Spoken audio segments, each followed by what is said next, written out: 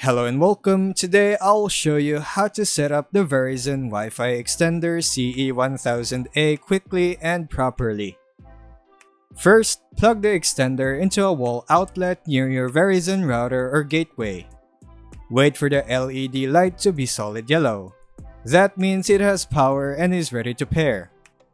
Next, press and hold the WPS or pair button on the CE1000A for about 3 seconds. After that, within 2 minutes, press the WPS or pair button on your Verizon router or gateway. The devices will attempt to link, the lights will flash during pairing. Once pairing succeeds, wait for the extender's light to turn to solid white. That indicates it's now connected and extending your network. After it's connected, unplug the extender and move it to a midway point between your router and the weak Wi-Fi zone. Plug it in again.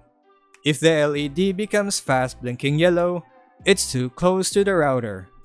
Slow blinking yellow means it's too far. Adjust position until you see solid white again. If pairing fails, you can reset the extender by pressing and holding the reset button for 10 seconds and try again. Or check Verizon support forums for coax or Ethernet setups as alternatives. And that's how you set up the Verizon Wi-Fi extender CE1000A.